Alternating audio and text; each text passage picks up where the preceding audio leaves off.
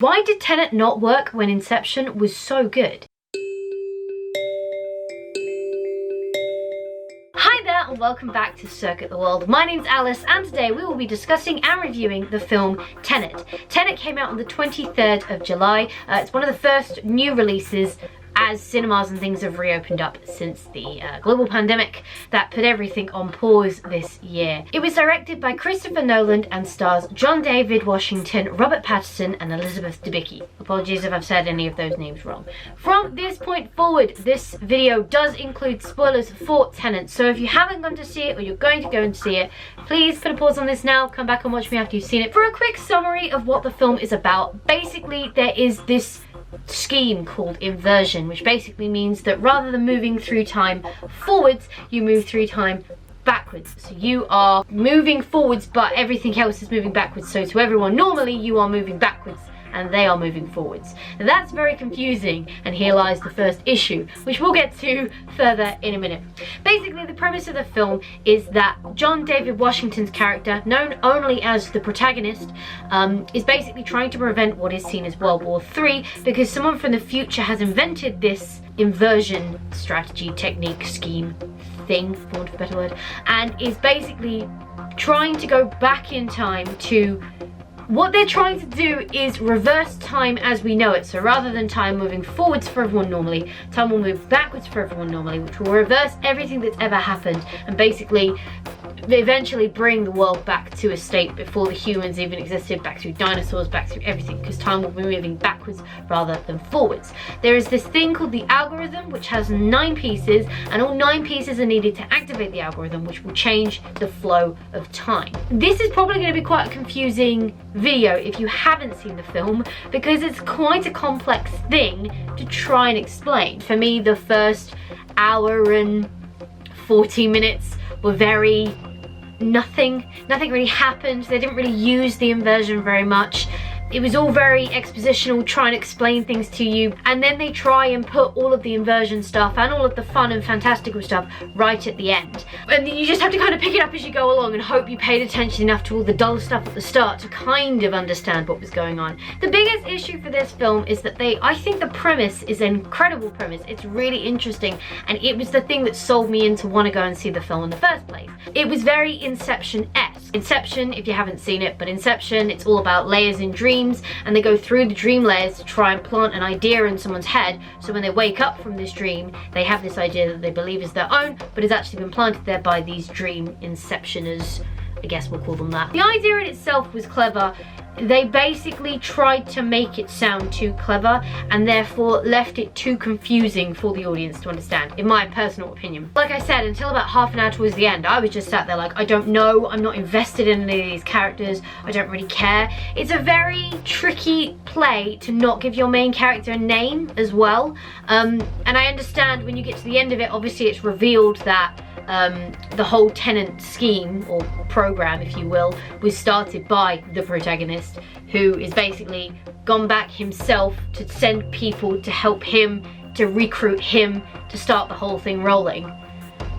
Yeah, it's very confusing. But when you don't give your main character a name, there's a lacking of connection with the audience. It's almost like you feel like you're missing something really important. The first thing you do when you meet someone is kind of like, hi, my name's Alice. Nice to meet you. What's your name? Hi, my name's Jonathan. It's lovely to meet you, Alice. It's like the first thing you get to know about a person is their name. So by not giving a name, I remember getting about halfway through the film and being like, hang on, have I missed his name? Did I miss what was cool? Because Robert Pattinson's character, Neil, is, as soon as you meet him, you get his name. And even Elizabeth Debicki's character, Kate, given the name instantaneously. The antagonist, Kenneth Branagh, his character name, Andreas, given very early on.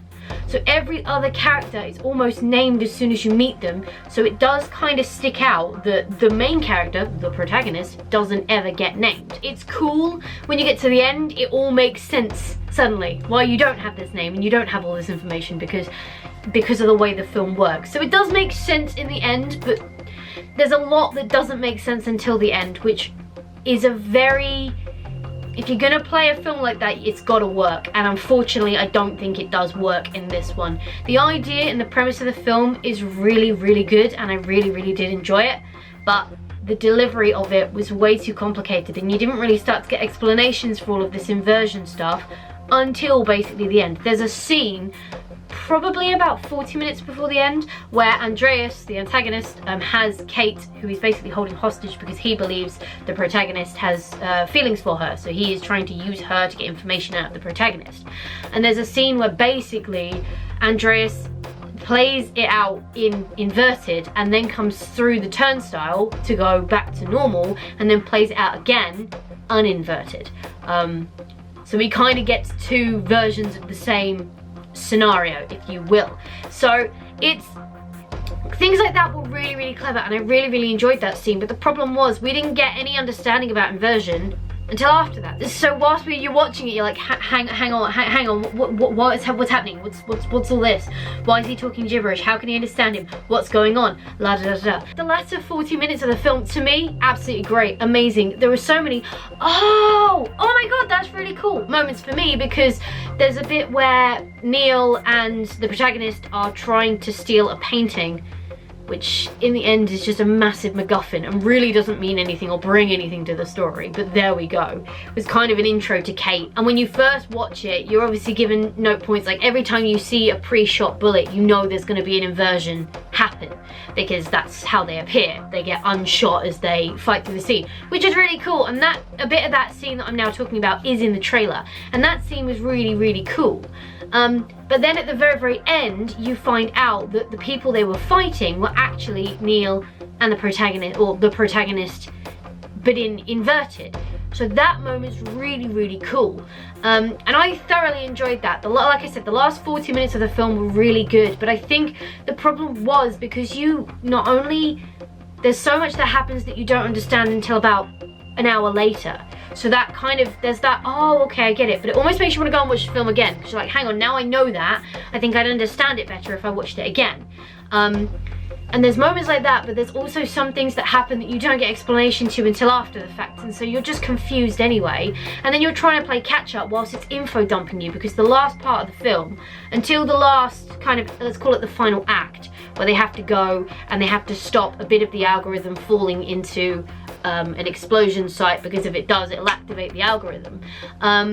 Until that kind of action sequence at the end there, you just, the last 20 minutes prior to that, you're just getting info after info after info after info whilst you're trying to watch and try and keep up with what's going on. And it's weird for me, because there's such a long period of that film where you don't really get anything, and then suddenly they're like, ah, shit, we need to explain all this before we get to the end, because otherwise none of it's going to make sense. So here's a load of information you need that we never told you earlier, and I hope you understand it.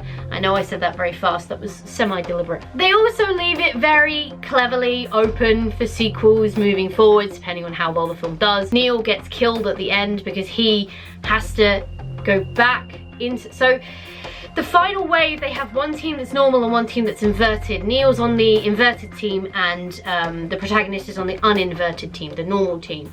And basically, Neil kind of breaks away from the inverted team to go back to normal to help the protagonist in the normal team.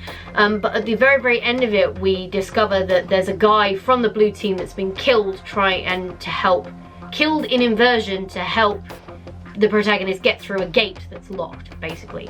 And at the very end, you realise that it was Neil, so he's about to go back and be inverted to be there to help them to unlock the thing. And as I'm saying this, I do understand how complicated this is. And I probably should go watch the film again, because I feel like I get it more. But just before Neil goes off to his death, he basically says, I've known you, to the protagonist, he says, I've known you for years. We've done a whole load of stuff together, a load of this stuff in Tenet together. So we've got so many adventures. For you, we've got so many great adventures to go on. So for me, this is the end, but for you, this is the beginning. And as it happened, I was like, right, there you go. There's the entry into the sequel. So there'll likely be a Tenet 2 if it does well in box office. They've 100% left the door open to bring Robert Pattinson back, to bring the protagonist back, and to kind of do the same but on a different kind of story. And I honestly think this will be one of the odd circumstances where the sequel would be better than the original, because you going into the sequel, if you've seen the original, you will know all of this information. They won't have to drop it on you. They won't have to explain everything again, because you already know it. So I think a sequel would actually be better. Christopher Nolan also was the director of Inception. As soon as I saw his name, I knew I recognized it from somewhere. And Inception is so good, but I believe that Inception is so good, firstly, because they simplify a complex idea. So they don't try and make it very complicated when they explain it to you at the kind of the midpoint of the film, if you will. But you also don't get an hour and a half of nothing before everything starts happening and you have to start understanding all of the inversions and stuff, or all of the dream levels and stuff. It's explained very early on. The first heist is kind of laid out, and probably by about the halfway point they're in the first heist and they're ready to go. I just feel like with Tenet they tried to do so much with so little, and they made it too complicated. They made the film too difficult to follow. You start getting quite a lot of exposition about the inversion very early on in the film, but then there is literally an hour before there's really any more mention of it or any more real use of it. Obviously you have the fight with them in the Freeport art place, but you're only getting the normal run of it. You're not getting the inverted run of it, so you don't really get to see kind of, let's say, behind the scenes of the inversion until very close to the end of the film. And that's one of the things that doesn't make it as good.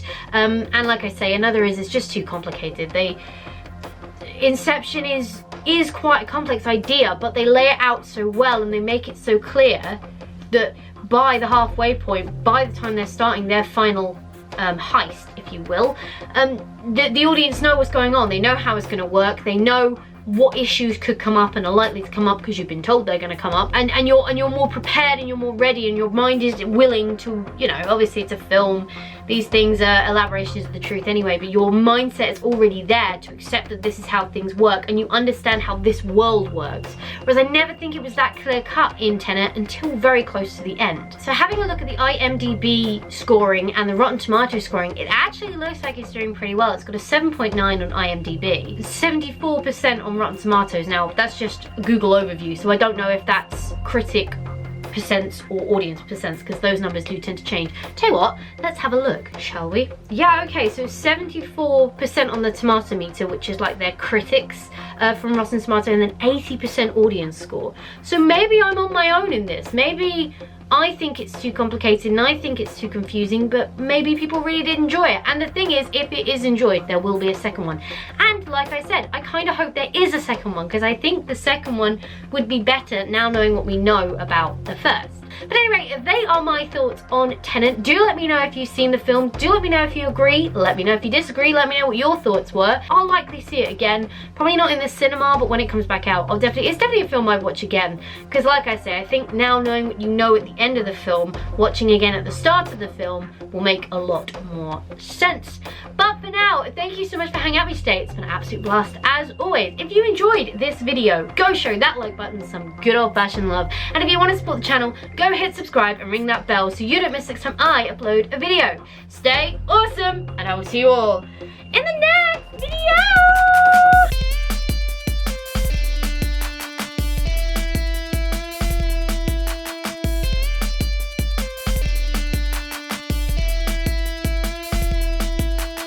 I like the complicated idea, just present it more simply to the audience.